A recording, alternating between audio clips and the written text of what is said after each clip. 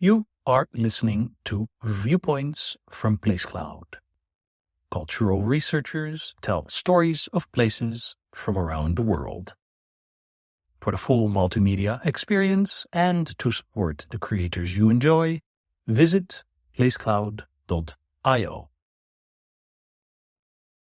In 1851, the British chess master Howard Staunton organised the first international chess tournament to coincide with the Great Exhibition.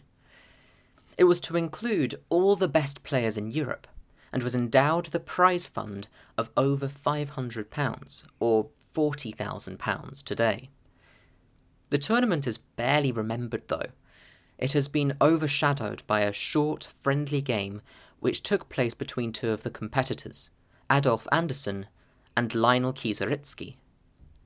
It was played here at Simpson's in the Strand, formerly Simpson's Grand Divan and Tavern, which during the 19th century was the premier chess salon in Britain. Look today and you can see a chessboard decoration above the entrance arch and a knight piece-shaped topiary. The chess game lasted less than an hour, but is probably the most famous and most written about chess game of all time. It has been dubbed the Immortal Game. This story isn't about the Immortal Game, however, or even the 1851 chess tournament.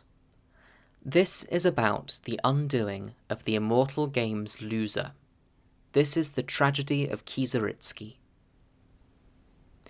Kieseritzky was born in Dorpat, in the Russian Empire, and from an early age he had to fight for his independence.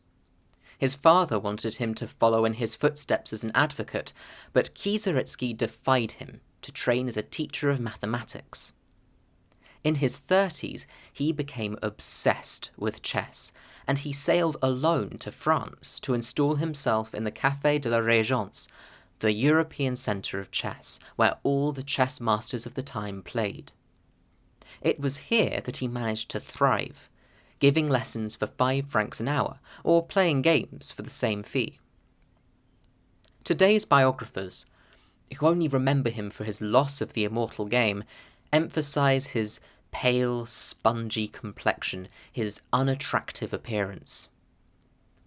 Even if he was only half as unappealing as these accounts suggest, it is no wonder he had to fight, to develop what is described as a sharp tongue for what he wanted, to be recognised for his strong memory and rich imagination for the game. He learnt to be aggressive.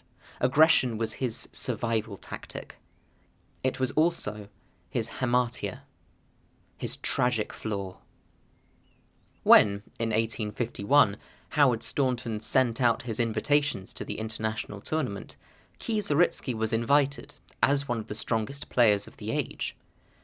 It was in London that Kieseritzky first met Adolf Anderssen. Anderssen was Kieseritzky's strange, calm shadow. He was another professor of mathematics who had become almost single-minded about this game. When asked why he hadn't gone to see the Great Exhibition while visiting London for the tournament, Anderssen replied, "I came to London to play chess." Otherwise, Anderssen was the inverse of Kieseritzky's chaotic forcefulness. He lived his whole life with his mother and sister in Breslau, the city of his birth. He had barely played chess competitively, instead coming to prominence with a book of chess problems. Where Kieseritzky was loud and competitive, Anderssen was quiet and disinterested. Perhaps it was this intense, complex chemistry between them which led to their decision to play a friendly game the day before the first round of the tournament. Admission to Simpson's Grand Divan and Tavern only cost 6pence, or a shilling if you wanted a cup of coffee and a good cigar. Their large chessboards were of the best mahogany, and the pieces of the best boxwood and ebony in a solid, old design.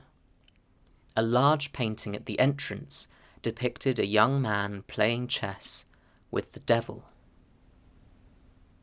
The 19th century was the height of the romantic age of chess. and like the romantics of art and literature, emphasis was placed on emotional expression rather than technical mastery. Defense was rarely, if ever, considered.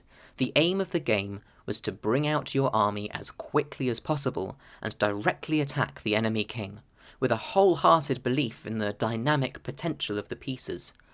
It was ungentlemanly not to take a sacrifice when it was offered.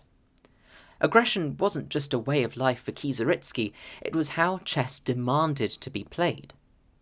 So when, on the 18th move, Anderson appeared to sacrifice not one but two of his rooks, one of them sitting right next to his king, Kieseritzky could think of no other option than to aggressively accept.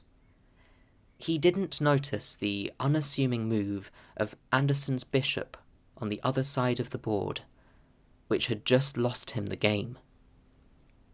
True to his nature, Anderson had been passively sacrificing since the opening, to force Kieseritzky's pieces away from the action to the edges of the board. The loss of the two rooks meant nothing to Anderson. His more minor pieces, which had looked so harmless, suddenly advanced on Kieseritzky's king. Kieseritzky's queen, the most powerful piece, may have picked up the two rooks, but now she was stranded on the opposite end of the board. Kieseritzky's whole army could only look on as the air was squeezed out of his position, and the king was trapped. After the 20th move, Anderson pointed out his inevitable win. The final moves were never played.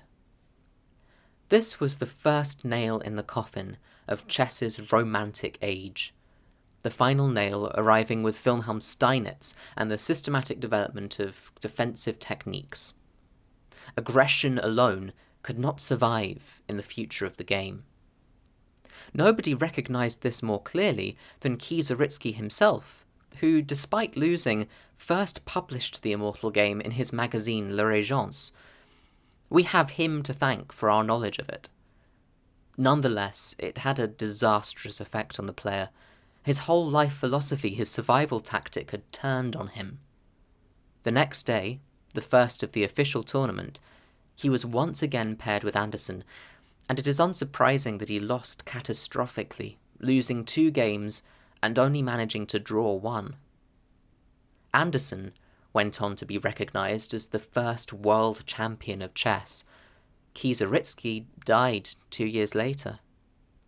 And whereas Anderson, upon his death, was mourned with 19 black-lined pages in the Deutsche Schachzeitung, Kieseritzky's estate could only afford a pauper's funeral, and no one stood by his grave.